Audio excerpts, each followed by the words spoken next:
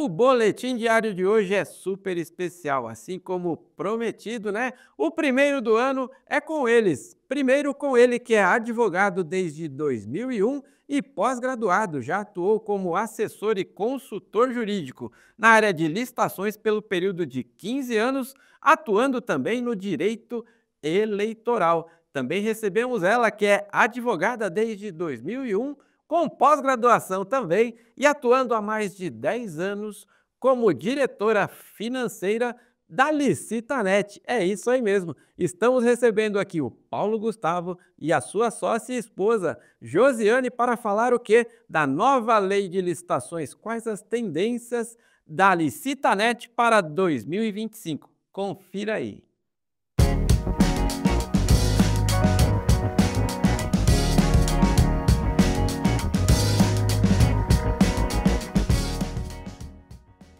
Olá a todos, estamos aqui de volta no estúdio da Forset recebendo duas personalidades marcantes na área de licitação, Paulo e Josiane. Eles são os CEOs, fundadores do portal de licitações privadas chamado Licitanet. Hoje nós vamos entrevistá-los e saber um pouco mais da história de cada um.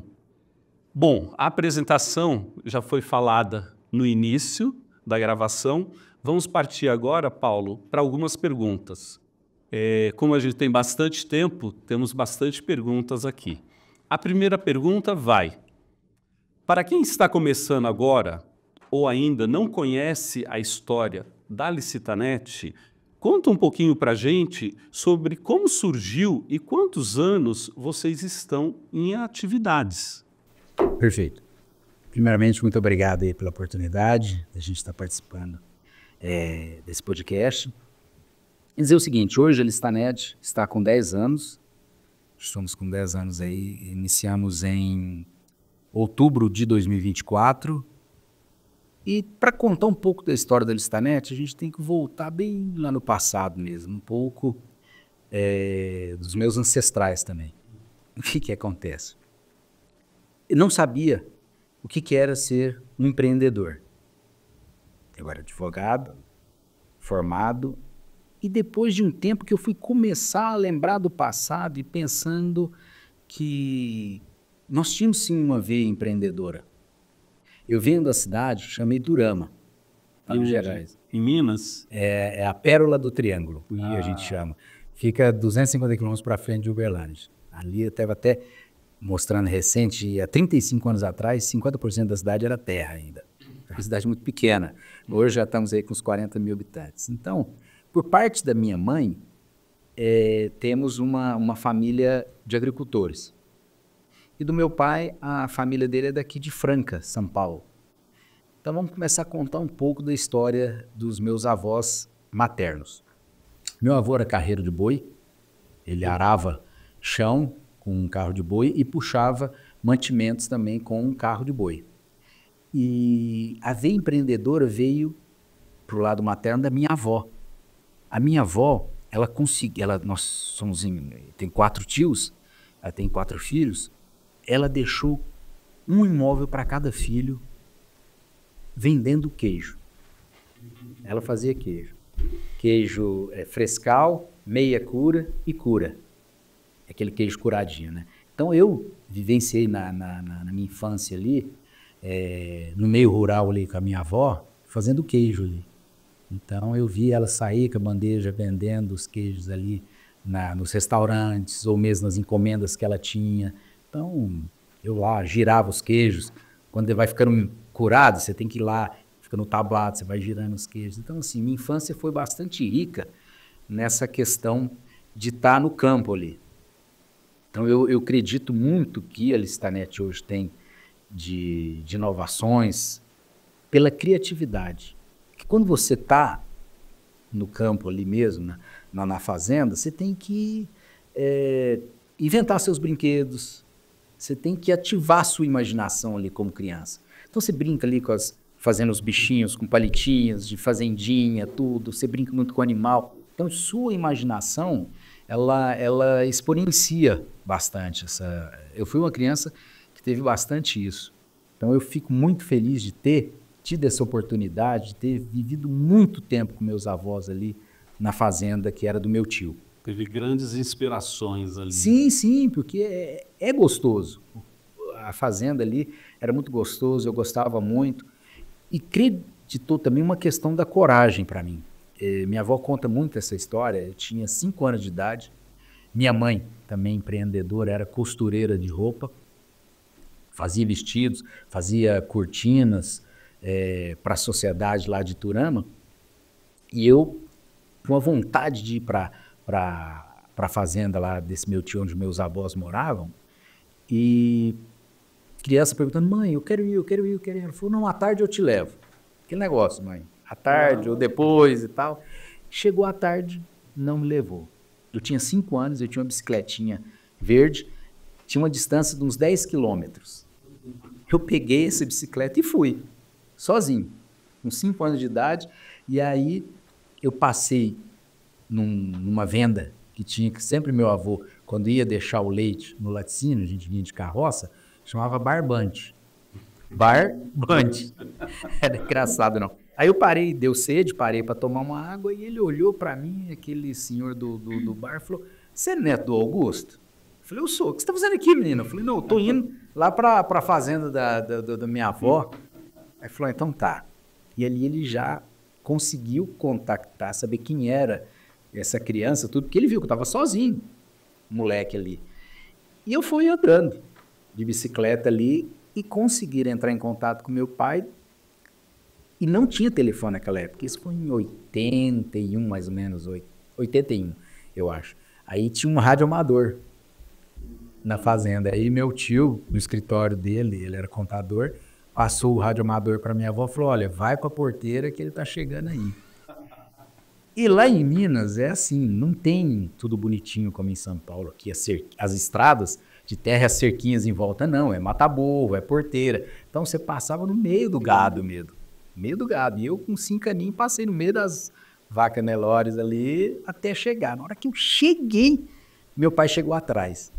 Aí minha avó já pôs para trás assim, dela, falou assim, aqui não bate nele. Ele foi muito corajoso. Ela falou assim, não, então, só para saber se ele chegou vivo ou não. Meu pai falou, aí deixou eu dormir lá com ele. Então, assim, essa questão, meu pai me ajudou muito nessa questão da coragem também. E ele sempre dizia, falava, olha, medo não faz parte do nosso vocabulário. Medo não pode fazer parte do vocabulário. E outra, ele dizia, se falasse, faça isso, eu não sei. Ele falou, também não sei, não existe no vocabulário, se vira para fazer isso. Então, foi essa. E do meu pai, do lado paterno, meu avô saiu de Guará, estado aqui em São Paulo também, que fica perto de Franca. Meu avô vendeu as economiazinhas que ele tinha para ir para Franca para fazer os filhos estudarem. Lá são em 4 também, são 4 tios. São 4 filhos do meu avô. E chegando lá, ele não tinha oportunidade. O que eles começaram a fazer? Coxinha. Meu avô montou uma fabriqueta de coxinha. E não, aqui em São Paulo, eu não sei se vocês vivenciaram, aquelas crianças que andavam com tabuleiro de coxinha vendendo. Sim, já vi. Já deu isso na década de 60, por aí. Era meu pai. Meu pai vendia coxinha para os bares, tudo. E esse veio empreendedor veio do meu avô montando essa fabriqueta de coxinha, que meu pai veio até ele se formar na faculdade de Direito. Ele levava indo o tabuleiro para a faculdade de Direito, que tinha as entregas ainda, até que ele se formou. E teve uma história interessante que, com o aniversário de 70 anos da minha tia Joana, ela contou. Porque a gente que mexe com vendas, hoje eu tive que aprender a vender, você também, Edson, com certeza não era o seu, você é de TI, teve que aprender a vender na marra, às vezes no início a gente desanima. A gente dá um baque, que é o não. E nesse aniversário de 70 anos, minha tia contou uma história de que a minha avó, meu avô chegava com um tabuleiro cheio de novo de coxinha, que não conseguia vender. Aí ela falava assim, não se preocupe, hoje não deu certo, mas amanhã vai dar. Ela tinha uma fé inabalável, minha avó Alcina. Ela falou, amanhã vai dar. E foi, até que devagarzinho veio conquistando a clientela. E aí chegou ao ponto que meu avô formou os filhos e ele falou, não, agora chega, deixa eu aposentar, não quero mais mexer com isso. Porque tinha que acordar 4 horas da manhã para cozinhar o frango, fazer aquela coxinha, amassar ela. Então hoje tem uma tradição na nossa família lá, que sempre quando a gente se reúne no Natal ou no meio do ano, meu pai faz a coxinha. Ele aprendeu a fazer essa coxinha. Então, empreender é ser persistente. Isso. Porque o sucesso não vem, não bate na porta o sucesso. Tem que achar a porta do sucesso. Então, é fácil falar, vocês são um sucesso. Mas por quê? Principalmente a coragem que você falou e a persistência. Não vendeu o tabuleiro de coxinha no primeiro dia, segundo dia, no terceiro, mas o momento vai conseguir. Vai conseguir. Vai conseguir. Tem que ter uma fé inabalável. Essas histórias são interessantes, né? Porque elas mostram como está estruturada a empresa, como é a base da empresa. Mas aproveitando, fazendo uma segunda pergunta. Como começou a Licitanet? Lá no início, como todo empreendedor que não começa com aquele capital que necessita, então as coisas começam até improvisadas, tendo a parceira, a companheira, Josiane, como apoiadora, funcionária. Conta um pouquinho como foi esse início e chegou até onde vocês estão nesse momento. Deixa eu só, assim, nesse ponto aí eu posso falar alguma coisa lá do início, porque a Licitanet, ela começou em casa, não aqui no atendimento, que todos sabem, né, a mesa que era uma porta onde a gente atendia, mas a Licitanet, ela começou porque eu vi o Paulo sentado na mesa de madrugada escrevendo num bloco.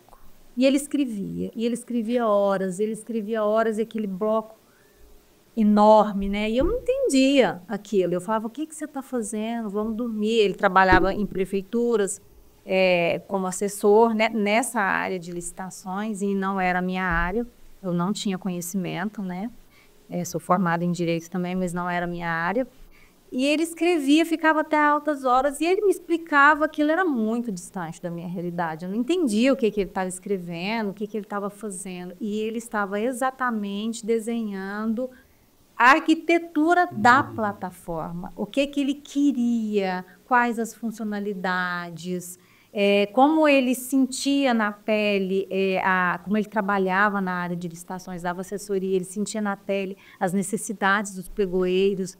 E então ele já imaginava, nossa, se tiver isso, vai ajudar demais a vida do pregoeiro, né? E diferente de outras plataformas, nós não tivemos nenhum investimento, nós não recebemos nenhum investimento, nós não tivemos nenhuma influência externa, como às vezes outras plataformas tiveram, né? Então a gente começou exatamente do zero, com um sonho, imaginando como seria sentado na mesa, né? Então, assim, esse foi exatamente o início da Licitanet. É bom falar que, às vezes, você tem um sonho, mas o sonho, para virar algo, você tem que fazer o projeto, tem que deixar um sonho e fazer o projeto. Eu falo, a gente tem que escrever. Aí ele começa a materializar ali, aí você se organiza para isso. E na época, há alguns anos atrás, não existia oportunidades de crédito, de fomento que o governo, que o mercado tem hoje, né? As startups hoje são moda. E aí tem vários investidores que investem em startup. Hoje pula que nem pipoca aqui cada dia. Naquela época não, o dinheiro era próprio, né? Você não batia no banco lá, me empresta aí 50 mil reais para eu comprar uma mesa, um computador e começar um negócio. Não, vamos pensar. Esse sonho começou em 2005. Eu sempre faço, tem até um vídeo comentando isso. Eu tive que me capacitar, porque eu era assessor jurídico de vários, nós tínhamos uma banca lá, então a gente tinha alguns municípios ali, Iturama, Carneirinho, União, Limeira, São Francisco, que eu, meu pai, minha irmã e a Josi também, a gente fazia essa essa região ali. Eu tive que me capacitar para entender mais sobre licitações. Porque até então, até 2005, aquela região ali era só convite, TP e concorrência. Não existia a figura do pregão. Registro de preço, então, ninguém sabia o que era esse bicho que estava desde da lei 8666 lá, acho que no artigo 15, falando sobre isso, mas ninguém aplicava. Aí, Edson, eu fui para Brasília, fiz o curso com o professor Jacobi Fernandes. Sim, grande Jacobi. Ali o professor Jacobi abriu minha mente, ele mostrou uma realidade, e foi em 2005, logo quando saiu o decreto regulamentando o pregão eletrônico. Então foi um curso sobre pregão eletrônico e registro de preço.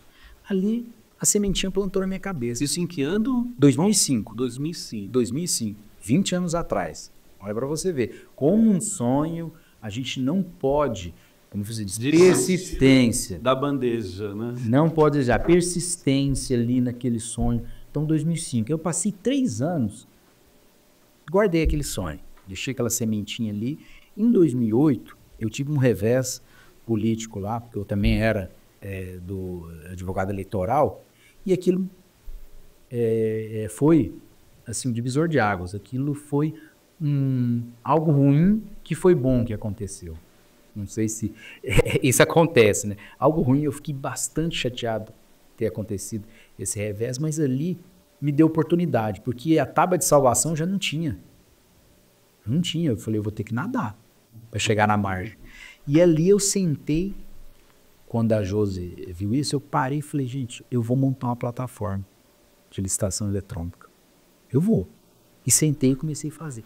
Que dia que eu vou chegar com um sonho desse num banco e falar, cara, tem um negócio maluco aqui. No papel? No papel, tem um negócio maluco aqui de plataforma eletrônica, isso, aquilo. O cara falou, não chegou um centavo. Por quê? Em 2008, 2010, por aí, ninguém queria fazer pregão. Menos ainda pregão eletrônico. Entendeu? Era uma realidade totalmente fora. Poucos, mais era o governo federal que fazia isso. Então eu peguei esse sonho, escrevi tudo e comecei devagarzinho. E ali eu tive 2 fracassos. A Listanet não nasceu linda, bonita assim, não. Eu tive 2 fracassos. Fracassei 2 vezes e agradeço a esses fracassos, agradeço os meus ex-sócios, a todos os outros parceiros que não deram certo, porque foi graças a isso que hoje a Licitanet gerou bagagem, aprendizado, bagagem, foi tudo isso que a gente comenta que isso não é descrédito de ninguém. Nós, para chegar no CNPJ atual, quebramos 3 CNPJs antes. Então, hoje você tem aí o Sebrae, você tem vários outros órgãos e até empresas privadas que dão apoio. Mas lá atrás era meio distante essa realidade, essa rede de apoio. Então a gente acaba aprendendo na prática, né? Então as cicatrizes viram histórias. Com certeza. E contando da nossa história, quando começou então, fracassamos, aí chegou um ponto que começamos do zero novamente. Do zero.